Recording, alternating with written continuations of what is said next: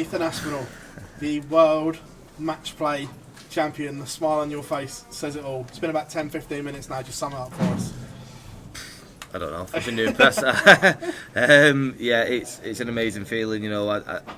I did so well to keep it at 5-all. I did Jonny Clayton things. I had to take 3 figure out shots out to stay in the match, and you know, I did it. You know, under the pressure that I was under, the 110, the 108, the 170. But I just knew if it just started hitting that first start with the treble 20, I knew this game was mine. And I think after the second break, I walked off, gave myself a little bit of a telling off, did my pacing up and down like I do at the break, and I came out and hit a 180, and I think you've seen the relief in my face. I'm like, right, I found it now. And I think after that, them 10 legs, my scoring was probably up there with the best I've ever scored, and I think that was a telling factor tonight. I said the first 2 sessions, 5-all, hanging on, yeah. But then that remarkable run of legs where you just couldn't miss. Right then, did you feel as if nothing was going to beat you tonight? Yeah, I did. I think I took a shot out to go 7-5 up, and I took the 170 out. I took the 7 to go 7-5, and in my head I kind of laughed. I was like, "This is mine." Like, even I didn't release it right, and it still went in. When them moments like don't happen that often, and I just thought, whatever I'm going to do here, this is mine. And obviously Jonny, I don't think he crumbled, but I just don't think he could keep up with me. And yeah, I'm just so happy, and you know, I'm so proud of myself.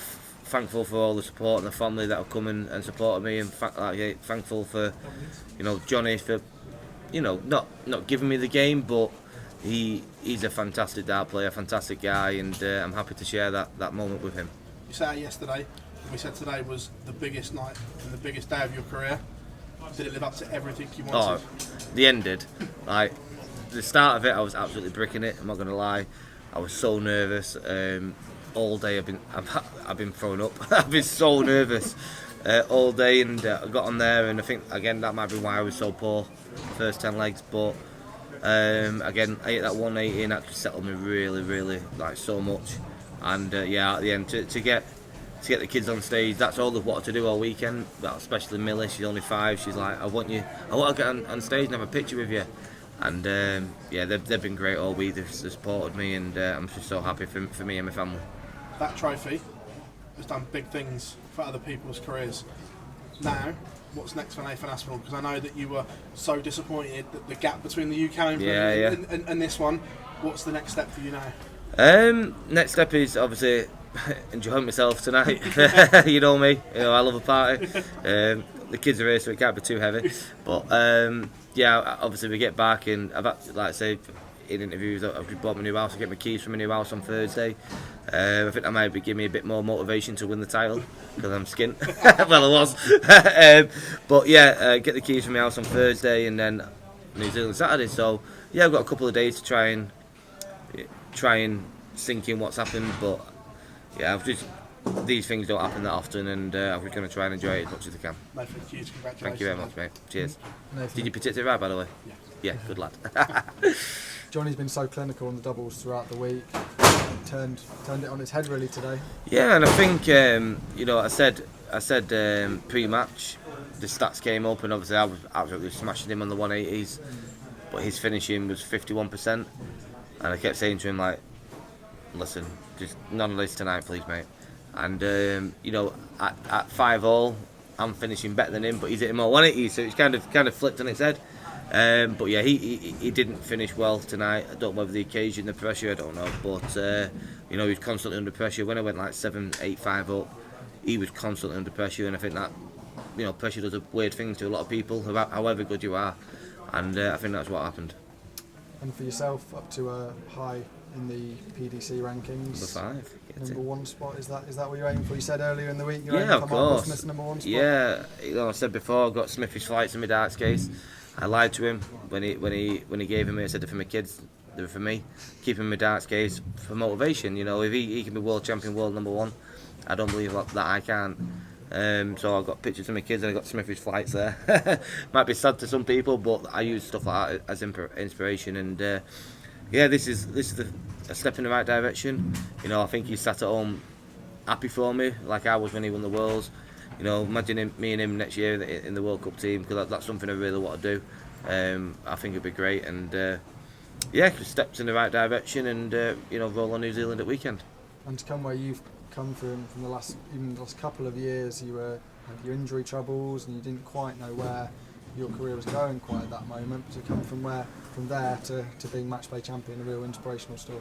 Yeah, it is. I think that's my life, isn't it? Obviously from the start of it, everyone always says about obviously I had nothing, and then I win the UK Open, and obviously I've had my lows this year, last year, and I've just won the match play. So I think it shows the grit and the determination and the character that I am as a human being.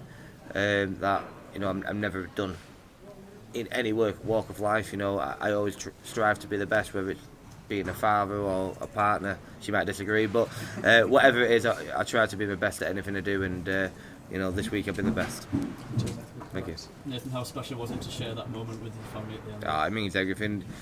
They miss a lot of me, not so much Kirsty. I think she's happy when I bugger off, but the kids I miss so much, and they miss me so much, and it's nice to have them here this week. And yeah, even my miserable 12-year-old had a tear in her eye, so yeah, it means a lot. They're buzzing because I said I'll treat them if I win it, so yeah, they're both happy, and yeah, it's just nice to spend this moment with them. You've spoken about the tough times you've had the last 12-18 months. Have there been times where you've doubted whether the next major would... No, I've never doubted myself. I wouldn't play the game if I doubted myself. I've always believed in my ability. I always knew that this moment would happen.